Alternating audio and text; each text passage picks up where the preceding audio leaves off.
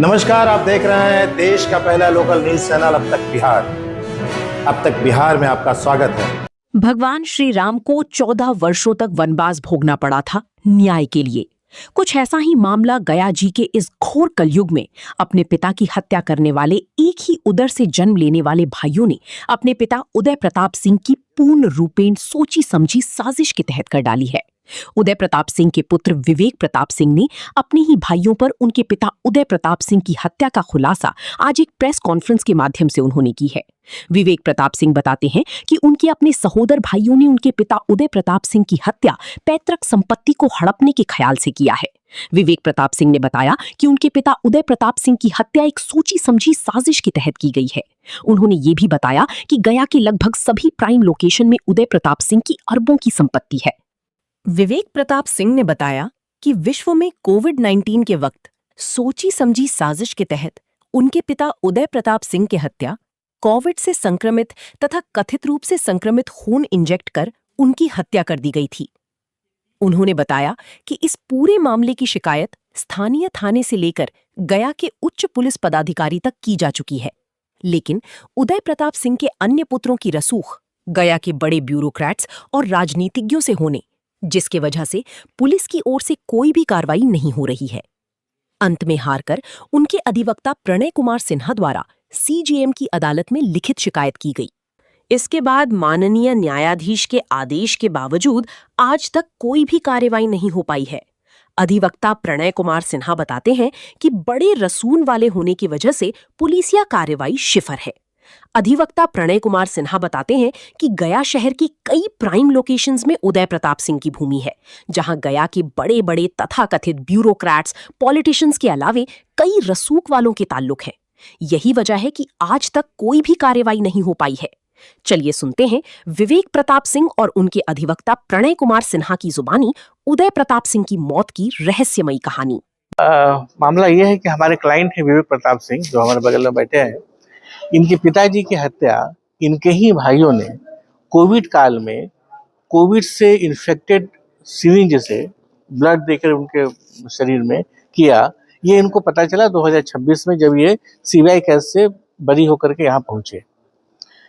इस चीज की उन्होंने शिकायत लिखित रूप से एसएसपी, एसएचओ, सिविल लाइंस और तमाम लोगों को की, लेकिन कोई तरह की कार्रवाई अभी तक नहीं हो पाई। फिर सीजेएम साहब के यहाँ उन्होंने किया। सीजेएम साहब को जो किया उन्होंने कंप्लेन, किसने बताया कि उनको कोविड ऐसा किया गया। वहाँ इनके घर में कुक काम करती थी एक, वो कुक जो लगातार इनके यहाँ कई वर्षों से काम कर रही थी, उसने ही सारी घटना इनको बताई। और वही सारे मिल करके जो इनका स्टेटमेंट है इनके पिताजी का कि मेरी हत्या की जा सकती है, और डायरेक्ट डिक्लेरेशन हम लोग कर सकते हैं, तो उसी के माध्यम से वो मिल करके यहाँ सीजेएम साहब के इनके पिताजी 2020 में ही, दिसंबर 2020 में ही कोर्ट में उन्होंने एक सूचनार्थ आवेदन दिया था कि मेरी हत्या की जा सकती है मेरे ही बेटों के द्वारा, मेरे ही लोगों के द्वारा, विभिन्न कारणों से, जिसमें संपत्ति हड़पना मुख्य कारण था। तो सीजेएम साहब ने उस कंप्लेंट केट को एडमिट करने के बाद पुलिस से रिपोर्ट मांगा, इस पर रिपोर्ट दीजिए, एफआईआर दर्ज कीजिए, जो भी कीजिए।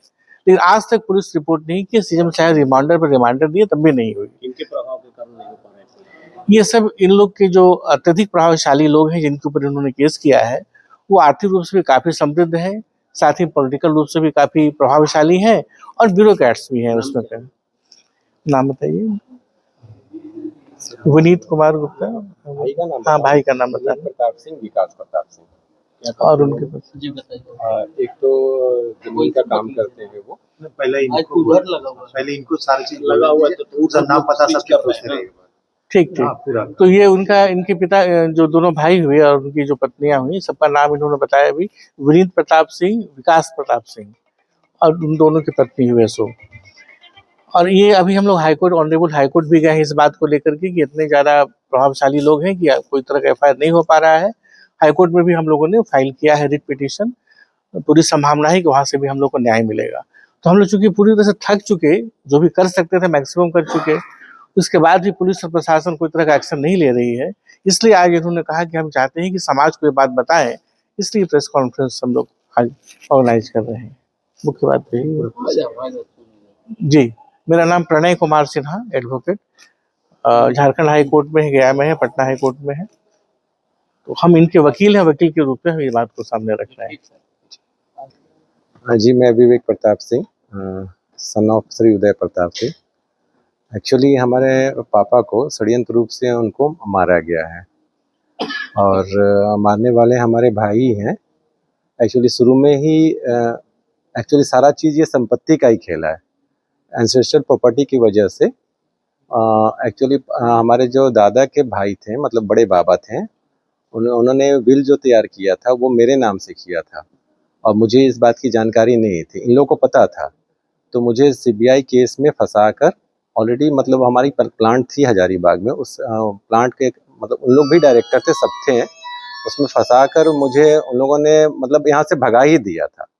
जब सीबीआई से मुझे बेल मिला, तब जब मैं यहाँ आया तब मुझे ये सब बातें पता चली। अच्छा, कौन लोग हैं, क्या नाम है? हाँ, मेरे भाई हैं विकास प्रताप सिंह, बड़े हैं वो, और विनीत प्रताप सिंह छोटे भाई हैं वो। क्या करते हैं?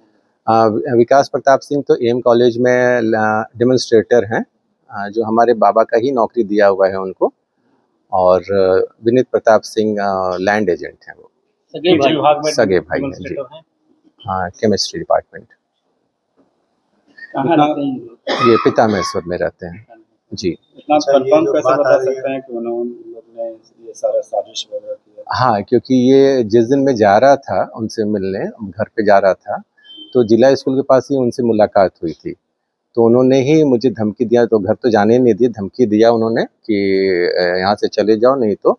उनको जब पता चला कि मैं वापस आ गया, मुझे बेल मिल गया है, तो अनफॉर्चुनेटली जिला स्कूल में ही मुलाकात हो गई, दोपहर में मुलाकात हो गई। उन्होंने भी धमकी दिया कि ऐसा ऐसा है, नहीं तो फिर तुम यहाँ से चले जाओ, जैसे पापा को किए हैं वैसे तुमको भी कर देंगे। नहीं, वो तो 24 मार्च को ही मुझे पता चला ना, 2026 को, तो मुझे आइडिया नहीं था। मैं जबकि मैं उस समय भागा हुआ था, तब भी मैं अपने पापा के, जब मुझे पता चला कि एक्सपायर किया, तो मैं आया था यहाँ पर, लेकिन उन्होंने मुझे घुसने नहीं दिया, ना घर में और ना शमशान घाट में मुझे आने नहीं दिया। अभी इसका सूचना रिपोर्ट वगैरह?